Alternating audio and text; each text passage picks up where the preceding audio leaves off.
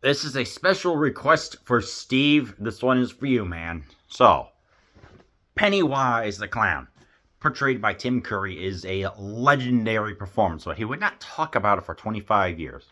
He is, of course, in the 1990s miniseries It. It can be anything. A fanged monster that won't stay on the movie screen. Something ominous lurking in the basement. No matter what your biggest fears, no one knows It better than Stephen King. Based on King's 1986 bestseller, It is a jittery, jolting excursion into a personal fear starring Harry Anderson, Annette O'Toole, John Ritter, and Richard Thomas. A malevolent force in a small New England town takes the shape of a clown. But he's not clowning around. Instead, he terrifies youngsters and brings some to their untimely doom until some wily kids fight back. The evil resurfaces 30 years later, meaner, angrier, deadlier, and friends who vividly remember youthful terrors reunite to battle it. So, how does this still hold up 34 years later? The last time when I saw it, which was probably 2006. And yeah, this was, of course, this was indirectly kind of do with those stupid clown scares of 2016. Yeah, that was stupid. Anyway, structure it, 1,000-page novel, 46 hours for an audiobook. That's absolutely ludicrous. And yeah, it still holds up very well. It still plays to the childhood fear of things. You know, it's like some people have nyctophobia, which is a fear of the dark. Some people have arachnophobia. Others have a fear of clowns. A lot of people. Reason why this clown in particular was chosen was because that's a very, very common fear, and what better way to portray it than a very evil clown, even with claw hands like this. And yeah, I mean, just the scenes themselves are legendary. Derry itself, Derry, Maine, has entered into the lexicon, just popular culture. Obviously, in the first half, so many flashbacks. I'm just like, there were 7 flashbacks within, what, an hour and a half. That caused a massive problem when it came to me just enjoying it. I'm like, why so many flashbacks? I mean, yeah, you have to show what's going on with them, but can't you just have like 1 or 2 flashbacks? Not 7 for each character. Way too many. And there were more in the second half as well. I had a problem with that. And it's like, yeah, take a shot every time that there's a flashback. You would wake up with an awful, awful hangover and just, but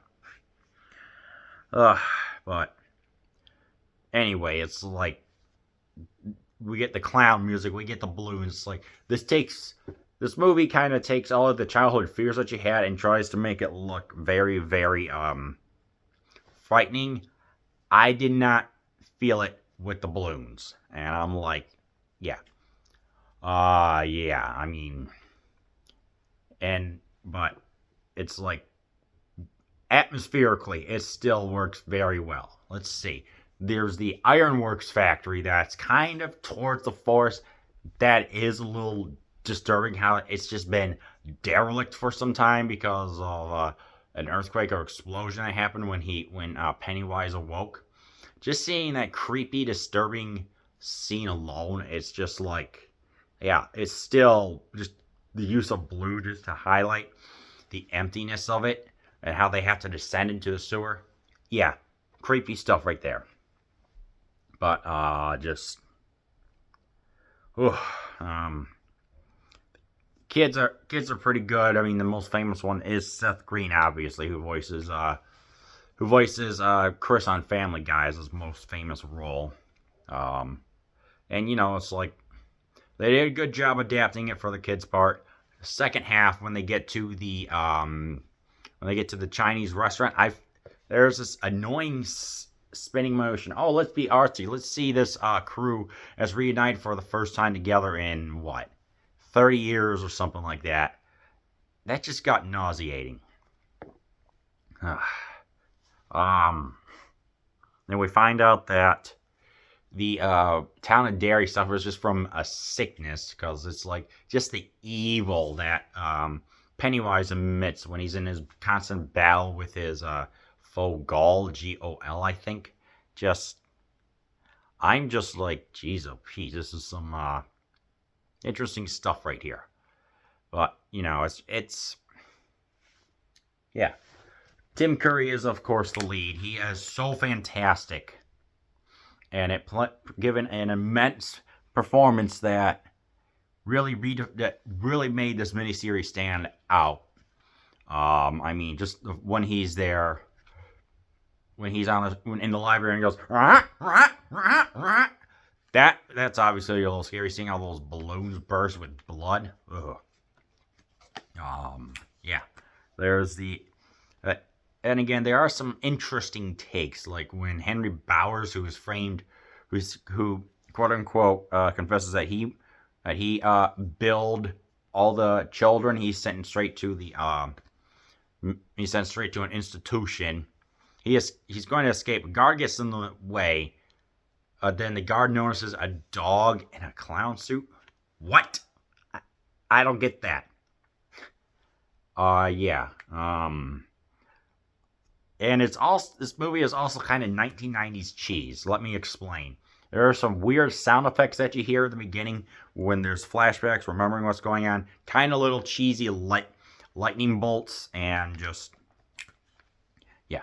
It's a weird stop motion scene of Tim Curry going through. I'm like, okay, yeah, some of that has not held up well. But it's like more like the creative decisions, what they could do for the budget back then. I mean, some of it does not hold up, so I have to say that. Performances from the adults are fine, trying to reconcile with their past. How you lose the how you lose the fear as you get older, but you also lose the what's the word I'm looking for? You also lose kind of like childhood wonderment as you become kind of an adult. It's just, I don't know. And then, of course, at the very end, when they're all down in the really creepy sewers, the spider.